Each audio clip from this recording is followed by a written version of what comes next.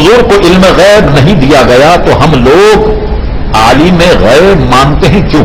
یہ آپ نے کیسے کہہ دیا حضور کو علم غیب نہیں؟ کوئی آیت ہی لکھ دیتے اس پر؟ یہ آپ کو کیا الہام ہوا حضور کو علم غیب نہیں دیا گیا؟ آپ نے کیسے کہہ دیا؟ آپ تو سائل کی حیثیت میں پوچھتے کیا حضور علیہ السلام علم غیب دیا گیا؟ آپ نے تو فتویٰ ڈال دی، تو ڈیسیژن لے لیا آپ نے، تو حضور کو علم غیب نہیں دیا گیا۔ اللہ اکبر۔ اب آئیے، اگر آپ نے یہ بات کہی تو آپ توبہ کیجیے۔ اب میں آپ کے سامنے قرآن کی آیتیں پڑھتا ہوں۔ حافظ صاحب ہیں نا کوئی؟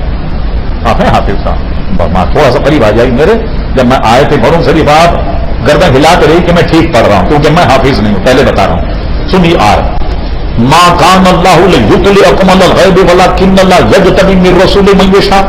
اے عام لوگوں، یہ تمہاری شان نہیں کہ اللہ تبارک و تعالیٰ تم کو غیب کی باتیں بتائے، اس کے لیے تو اللہ تبارک و تعالیٰ اپنے رسولوں کو پسند کر لیتا ہے، ان پر اظہار غیب فرماتا ہے۔ ایک آیت سورہ جن آخری کی طرف آئی، عالم الغیب فلا یظہر الغیب احد۔ اللہ عالم الغیب ہے، اپنے غیب کے بھید کی خبر کسی کو نہیں کرتا، الا من ارتضی من رسول، سوائے اپنے پسندیدہ رسولوں کے۔ دو آیت، تیسری آیت سنیں، وعلمک ما لم تکن تعلم، میرے حبیب جو کچھ تم نہیں جانتے تھے تم کو بتا دیا گیا۔ چوتھی آیت، وما ہوا علی الغیب بضنین، ہمارا رسول غیب کی باتیں بتانے میں بخیل نہیں ہے، سب بتا دیتا ہے۔ اور کیسے بتاتا ہے؟ کتاب الفتن مشکاۃ شریف نکالی، آخری حصہ حضور علیہ السلام پر منافقین نے یہی بات کہی جو آپ نے کہی کہ غیب نہیں جانتے۔ یہ ساتھ بیٹھتے تھے اور اکیلے میں جب ہوتے تو ٹھٹا کر کے دیکھا حضور کو کیا علم غیب ہے؟ ہم تو ٹھٹا کا مسور کر کے آگے حضور کو پتہ ہی نہیں کہ ہم نے دل سے ایمان قبول نہیں کیا، ہم تو گویا اسلامی قبول نہیں کیا، حضور کو پتہ ہی نہیں۔ یہ کرتے رہے تھوڑی دیر تک یہ چلتا رہا، اور اس کے بعد قرآن وَمِنَ النَّاسِ مَن يَقُولُ آمَنَّا بِاللَّهِ وَبِالْيَوْمِ الْآخِرِ، یہ منافقین کیا کرتے ہیں؟ تمہارے سامنے آن کر کہتے ہیں کہ ہم ایمان لائے اللہ تعالیٰ، وَبِالْيَوْمِ الْآخِرِ، آخرت دن، وَمَا هُم بِمُؤْمِنِينَ، مگر یہ ہرگز مومن نہیں ہیں۔ یہ اطلاع حضور کو پہنچ گئی۔ منافقین یہ کہتے ہیں کہ حضور کو علم غیب نہیں ہے، ہم تو ان کے ساتھ ٹھٹا تمس کر کے آ جاتے، ان کو تو پتہ ہی نہیں، ان کے ساتھ نماز بھی پڑھتے ہیں، بیٹھتے ہیں، اور اس کے بعد چلے گا۔ اب اس طرح ایک مجمع لگا ہوا مسجد میں، حضور منبر پر کھڑے ہو کر فرما، کیا بات، میں نے سنا ہے کہ کچھ لوگ میرے علم پر کم کرتے ہیں۔ تو اس کے بعد فرما، پوچھو کیا پوچھنا چاہتے ہو، پوچھو کیا پوچھنا چاہتے ہو۔ ایک صاحب تھے، اس کا فائدہ اٹھایا، ان کے والد کسی بچپن میں جب انتقال کر گئے تو انہیں اپنے ابا کا نام نہیں معلوم۔ یہ مفقود تھا کہ ان کے ابا کون ہے، بچپن میں انتقال ہوئے، جیسے بہت سے آپ دیکھا ہوگا ایسے بچپن میں ہو جائے تو بچے بھی کسی کی گود میں پڑھتے ہیں تو اپنے اما ابا کو جانتے ہیں، ان کے ابا کو کسی کو معلوم کر کھڑے، حضور میرے ابا کا کیا نام؟ پتا تیرے ابا کا نام یہ ہے، اور پوچھو کیا پوچھنا چاہتے۔ ملا علی قاری اس کی شرح میں کہتے ہیں حضور علیہ السلام نے ایک ایک کا نام لے کر فرما، فلاں کھڑا ہو نکل منافق، فلاں کھڑا ہو نکل تم منافق۔ ملا علی قاری کہتے ہیں 70 منافقین کو ذلیل کر کے مسجد سے باہر نکال دیا، اور جب باہر نکالا تو انہوں نے سازش کیا کی، وہ آپ سنتے رہتے ہیں کہ بنایا کو جو حضور کے مقام میں ایک مسجد بنی تھی، مسجد ڈرا۔ اور اب آئیے مسجد دیران کفر متفرقا بین المؤمنین، انہوں نے ایک بیماری والی مسجد بنائی جہاں سے کفر کی اور منافقت کی تفریق کرتے۔ جب انہوں نے حضور کے مقابلے مسجد بنائی، آج کل کے خصوصے سنی ہوتے تو کہتے چلو اللہ ہی کو تو سجدہ کر رہے ہیں، اذانیں دے رہے ہیں، اللہ اس کے رسول کے نام کو بلند کر رہے ہیں، کرنے دو۔ حضور علیہ السلام نے صحابہ کو بھیج کر مسجد میں آگ لگوا دی، جلا دی ان کی مسجد، آگ لگا دی۔ جب تم ایمان والے نہیں تو مسجد کیسے بناؤ گے تم؟ تو اب کیا ہوا؟ پھر حضور علیہ السلام منبر پر کھڑے ہوئے، نمازیں پڑھا، پھر منبر پر کھڑے، پوچھو کیا پوچھنا تھا، ساری تفصیل بتائی۔ حضرت عمر فاروق کہتے ہیں کہ قیامت تک جو ہونے والا تھا حضور علیہ السلام نے سب بتا دیا، جس کو یاد رہا اسے یاد رہا، جو بھلا گیا وہ اس کا نقصان وہ بھول گیا، مگر جو باتیں ہم بھول گئے کبھی وہ بات اگر ہمارے سامنے آتی ہمیں یاد آ جاتا، کرے یہ تو وہ بات ہے جو حضور علیہ السلام نے پہلے ہمیں فرما دی، پہلے بیان فرما دی تھی ہمیں۔ تو یہ گویا حضور علیہ السلام کا علم ہے، پوری کتاب الفتن موجود ہے مشکاۃ شریف میں، آنے والے قیامت تک کے تمام فتنوں کی تفصیل حضور علیہ السلام نے بیان فرما دی. اب آئیے چلیے، آپ نے تو کوئی آیت نہیں لکھی، میں پوچھتا ہوں کوئی آیت قرآن میں آپ کو مل جائے جس سے یہ پتہ لگ جائے حضور کو علم غیب نہیں ہے؟ تو علم غیب کی نفی کہاں ہوگی؟ بالذات حضور کے بتائے بغیر کسی نبی کو علم غیب نہیں ہوتا. ہم کس کے قائل ہیں کہ اللہ کے بتانے سے حضور علیہ الصلوۃ والسلام کو علم غیب ہے. یہ کہتے ہیں بتا دیا تو پھر علم غیب کیا؟ ایک وہابی سے مناظرہ ہوا تو اس نے کیا کیا، اپنے جیب میں سے 10 کا نوٹ نکالا. پہلے یہ دیکھیے 10 کا نوٹ، جب یہ نوٹ جیب میں تھا تب تو غیب تھا، لیکن جب میں نے بتا دیا یہ 10 کا نوٹ ہے اور شاہ توراب الحق صاحب یہ بتائیں کہ میری جیب میں 10 کا نوٹ تھا، یہ علم غیب کیسے ہوا؟ میں نے کہا بالکل آپ نے ٹھیک کہا. اب سنیے 2 آیتیں ہماری قرآن مجید سے آپ اس طرح موجود. فرمایا ذالک من انباء الغیب نوحیہ الیک، اے میرے حبیب یہ غیب کی خبر ہے جو تیری طرف وحی کی جا رہی. خدا خود اسے غیب فرما رہا. اور ایک جگہ فرمایا تلک من انباء الغیب نوحیہ الیک، اے میرے محبوب یہ غیب کی خبر ہے جو تمہاری طرف وحی کی جا رہی ہے. تو آپ کہتے ہیں کہ نکال دیا تو غیب کیا ہوا؟ غیب یوں ہوا کہ لوگوں کی نظروں سے اوجھل ہے اور نبی نے جان لیا وہ غیب ہے. ورنہ یہ بتائیے اللہ تبارک و تعالی ہر چیز پر شاہد و موجود ہے. کوئی بات اللہ سے چھپی ہوئی یا نہیں؟ کوئی احمد ہے کہنے لگ جائے کہ اللہ تعالیٰ عالم الغیب کیسا ہے؟ وہ تو سب دیکھ رہا ہے، تو پھر اس غیب کہاں سے آتا ہوگا؟ کیا کہیں گے اس کی تعریف؟ چونکہ دنیا سے وہ غیب ہے، دنیا سے وہ پردے میں ہے، اس لیے ہم اللہ تعالیٰ کہیں گے عالم الغیب، تمام غیب کا جاننے والا. تو جہاں غیب کی نفی ہے اس سے مراد یہ ہے کہ بغیر اللہ کے بتائے نہیں بتا سکتے. صحیح نا؟ اللہ نے ان کو دیا، جیسا میں نے آیت پڑھی وَعَلَّمَكَ مَا لَمْ تَكُنْ تَعْلَمْ، میرے حبیب جو کچھ تو نہیں جانتا تھا تجھے سکھا دیا گیا. بعض باتیں لوگ ہیلے بہانے ادھر ادھر کے لاتے، ذرا اس کا بھی جواب سن لیجیے.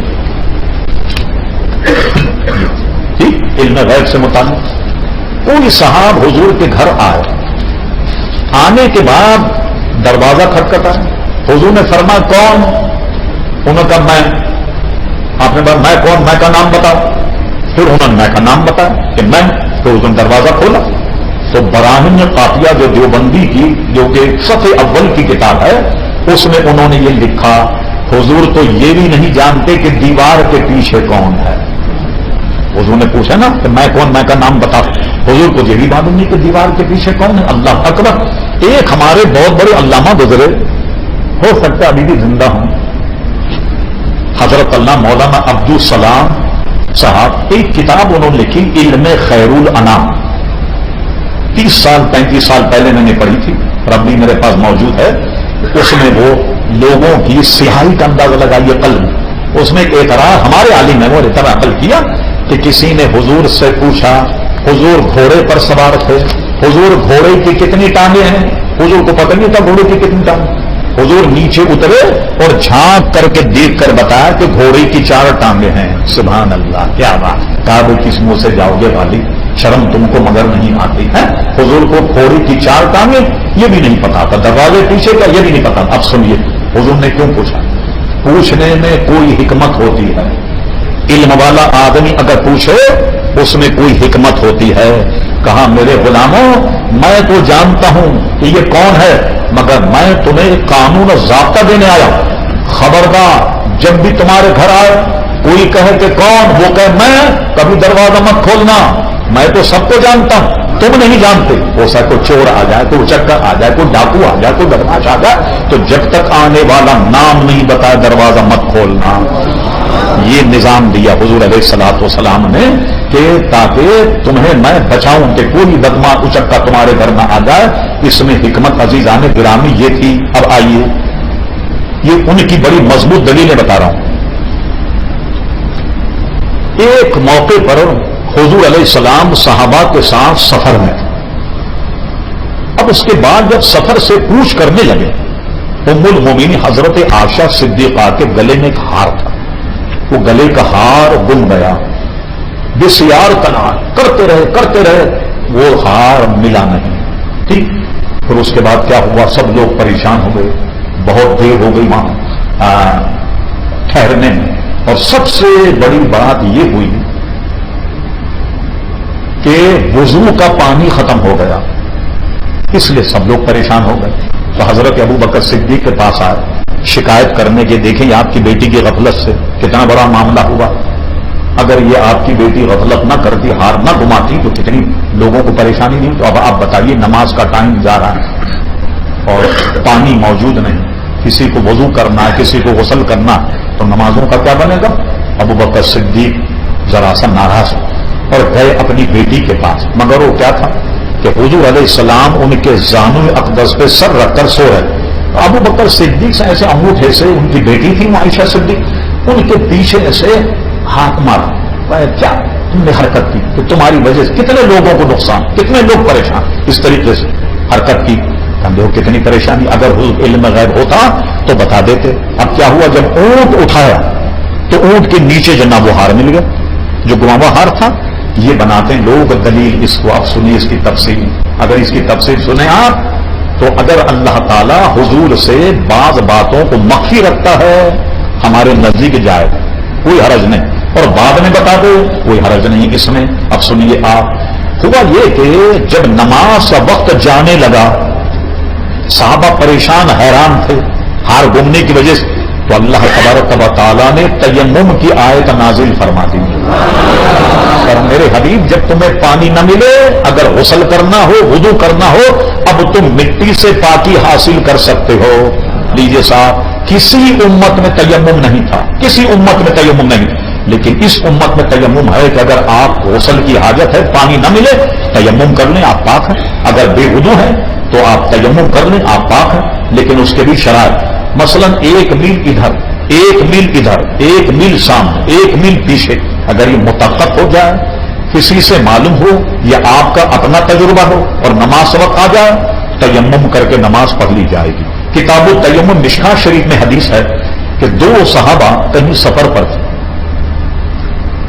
اور اس میں انہیں پانی نہیں ملا, تو دونوں نے تیمم کر کے نماز پڑھ لی. نماز پڑھنے کے بعد جب اپنی منزل پر آئے تو ایک صحابہ نے وضو کر کے اپنی نماز لوٹائی اور ایک صحابہ نے نماز نہیں لوٹائی. دونوں صحابہ میں اختلاف ہو گیا کہ بھائی نماز ایک صاحب نے لوٹائی, دوسرے صاحب نہیں لوٹائی. کہ چلو حضور سے مسئلہ پوچھ لیں. یہ دونوں حضور علیہ السلام کی خدمت میں آئے. کہ حضور ہم فلاں جگہ تھے تو ہم کو پانی نہیں ملا, ہم نے تیمم کر کے نماز پڑھ لی, انہوں نے اپنی نماز لوٹائی, میں نے نماز نہیں لوٹائی. تو جنہوں نے نماز لوٹائی, حضور علیہ السلام نے انہیں فرمایا کہ تم نے دوہرا ثواب کمایا, تم نے دوہرا ثواب کمایا. ٹھیک. اور جنہوں نے نماز نہیں لوٹائی ان سے فرما تم نے سنت کو پا لیا, تم نے سنت کے مطابق کام کیا. کیا مطلب ہے اس حدیث کا؟ کہ تیمم کر کے کوئی نماز پڑھ لی جائے تو اس نماز کو لوٹانے کی ضرورت نہیں ہے. جو انہوں نے لوٹائی وہ نفل ہو گئے, اس لیے فرمایا تم نے ثواب دوہرا کمایا. مگر سنت کو کون پہنچا؟ کہ جس نے نماز نہیں لوٹائی, فرمایا تم نے سنت کو پا لیا. اب آئیے, جب آیت تیمم نازل ہوئی تو حضرت